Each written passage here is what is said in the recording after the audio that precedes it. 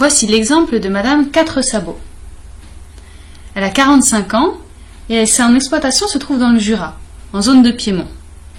Elle a 10 hectares de maïs, 10 hectares de pois protéagineux et 150 hectares de prairies permanentes avec 40 vaches laitières et 60 vaches allaitantes. Les productions de Madame Quatre Sabots sont toutes éligibles aux aides directes du premier pilier de la PAC. Elle touche donc un paiement de base pour ses hectares de prairies permanentes, de maïs et de pois protéagineux.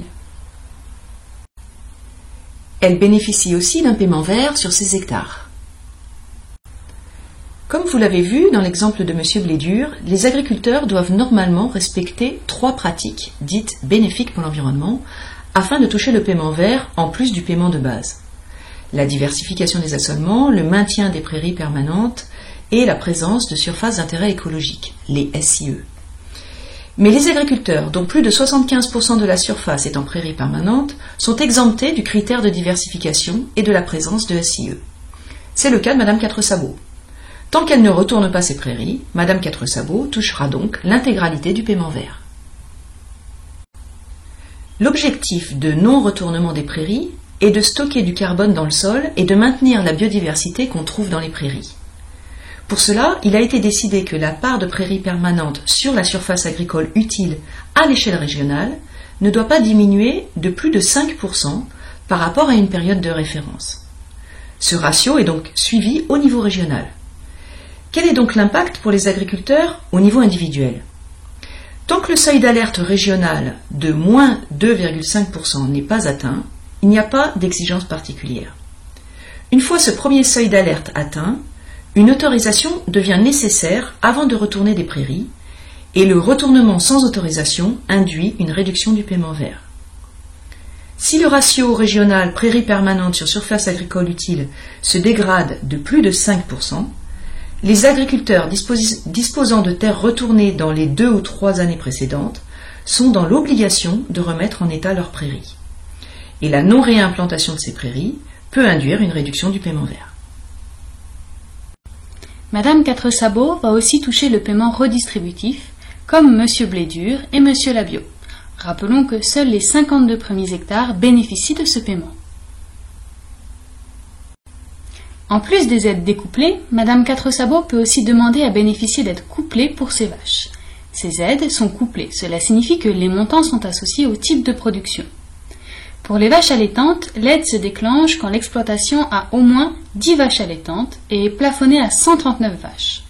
Pour que ces aides ne soient pas trop incitatives à l'intensification, le montant d'aide diminue quand le nombre de têtes augmente.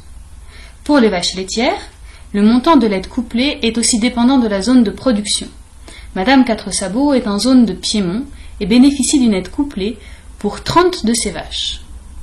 Les aides couplées à l'élevage, reçues par Madame Quatre Sabots, lui permettent de conserver son cheptel et de contribuer à des bénéfices environnementaux tels que le maintien de la biodiversité ou du paysage. Elles lui permettent aussi de participer au maintien de la filière viande bovine et à l'approvisionnement en lait de la laiterie. Madame Quatre Sabots bénéficie aussi d'une aide couplée à la production de protéagineux. Elle a en effet 10 hectares de pois protéagineux. En somme, Madame Quatre Sabots touche des aides directes découplées, le paiement de base pour l'ensemble de ses hectares, associé à un paiement vert et une surprime pour les 52 premiers hectares. Elle a aussi des aides directes couplées, l'aide couplée vache allaitante, l'aide couplée vache laitière et l'aide couplée protéagineux. Et ce n'est pas tout. En effet, l'exploitation de Madame Quatre Sabots se situe en zone de Piémont, dans une zone classée défavorisée. Cela signifie que les exploitants qui sont dans ces zones, ou aussi en zone de montagne, bénéficient d'une indemnité compensatoire de handicap naturel, l'ICHN. L'objectif de l'ICHN est de compenser les contraintes à la production que peuvent représenter des zones de piémont ou de montagne comme la pente, le climat. Les terres sont moins facilement accessibles, moins facilement mécanisables, la pousse est plus tardive. L'ICHN est financé par le second pilier de la PAC et permet d'aider à maintenir l'agriculture dans ces zones difficiles et de lutter aussi contre la désertification rurale.